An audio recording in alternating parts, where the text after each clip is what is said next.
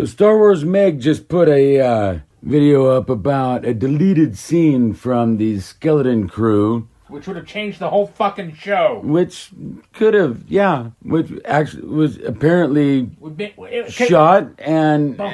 Before we get into everything, it was a completely different show. And it would have been more interesting. And it should have been running parallel to what's going on with the kids that Jod is remembering his life or whatever. Or it's just being told. And then at the end of the episode 8, it's the crescendo. Everything going on. It could have been done so much better than it was. Pisses me off. Once again, Star Wars finds a way to piss me off. Sorry, go on. So yeah, anyway, You're like,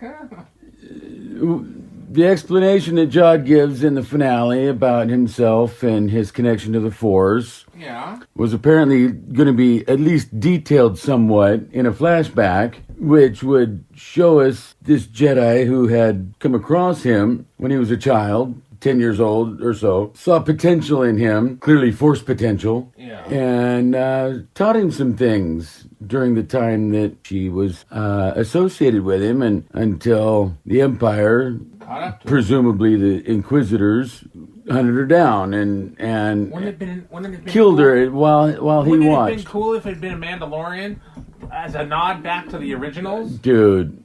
Fuck. Wouldn't it? Or Death Watch or some other motherfucker. You know what I mean? Yeah. But apparently this scene had been shot. And the gal who played the Jedi just posted on her socials some photos and some things about it because the show's over and she was cut from it. And she's bummed about it, but she was very gracious and professional about it. These things happen. A real pro. She didn't make a diss track or call everybody a fucking racist. Right. And she said it was or a sexist or whatever the fuck. She was a real class act. The shortest acting role she's ever done, but one of the most meaningful because... She got street cred. It put her in touch with her inner child and all that. And she got mom cred real good. She got world's best mom cred for being in Star Wars. And so the upshot of it is that we'd like to see that deleted scene. We don't know for sure if it was, completely polished with effects and visuals and post-production, but wouldn't take much to do that and put it into somehow or other. Which fucking idiot thought it was a better idea to cut that, and instead these writers don't know jack. Because they could have done 2 stories that met up at the end or met up at the twist at the... Dude, it could have been the cold opening. Fucking A. Fucking A. It would have been a great cold opening. Does nobody in Hollywood know how to write? Because think about it. Especially after last week, this episode 7, the way it ended with him and the lightsaber and in front of the families, and you don't know what he's going to do. And the next thing you see is this flashback of him and his Jedi Master who... taught him at least some basics in how to get in touch with the Force, and it confirms that this could have been a filler episode instead of that one on that planet with the droids. And all it would have taken was just like some, and it appeared that there was a child cast as a young Jod too, and all it would have taken was for her to just call him Jod once, and you would have got, oh, that's what that was. Yeah, you would have got it. What the fuck? It sounds like another Dave Filoni fucking dicking. Because one of the things that again, or Kathleen Kennedy dicking. One of the things that Meg brought up about it was maybe that it would have upset the flow of the pace of the episode if they threw it in the middle of it. So why not? Again, made it interesting. Make it a cold opening, and that's a non-issue because the rest of the episode will just flow as it did. I'm gonna say no.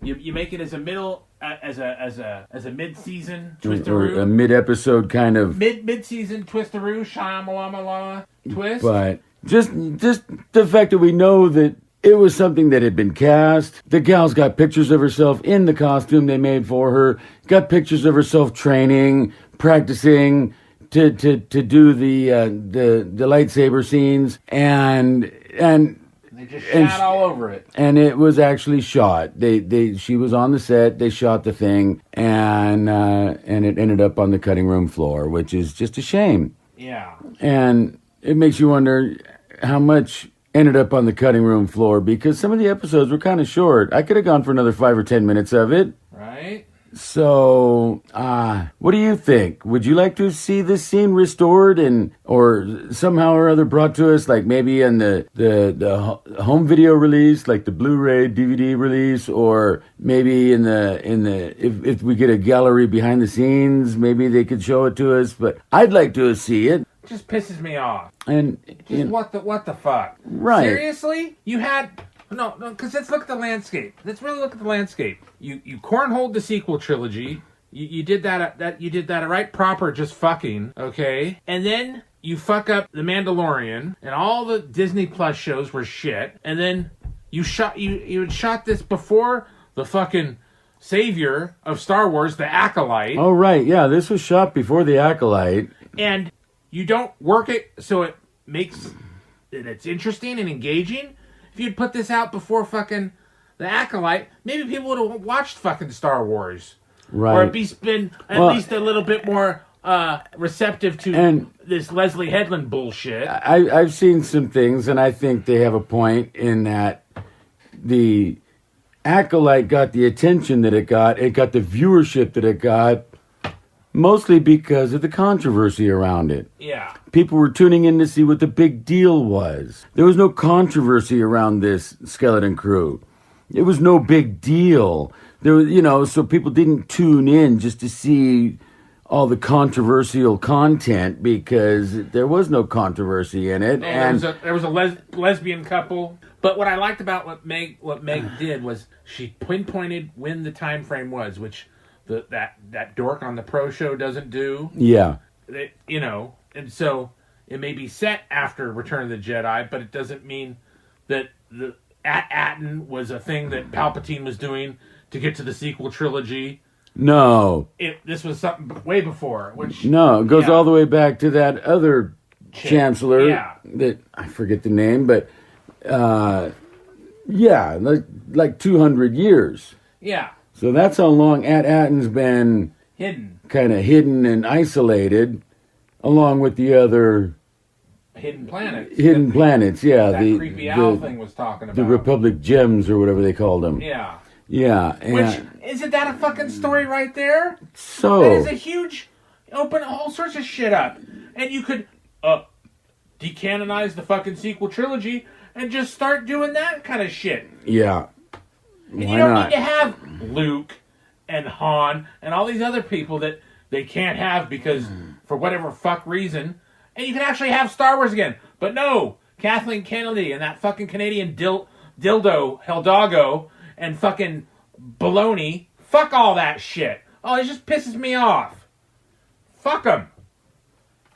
And on that happy note, like, share, and subscribe.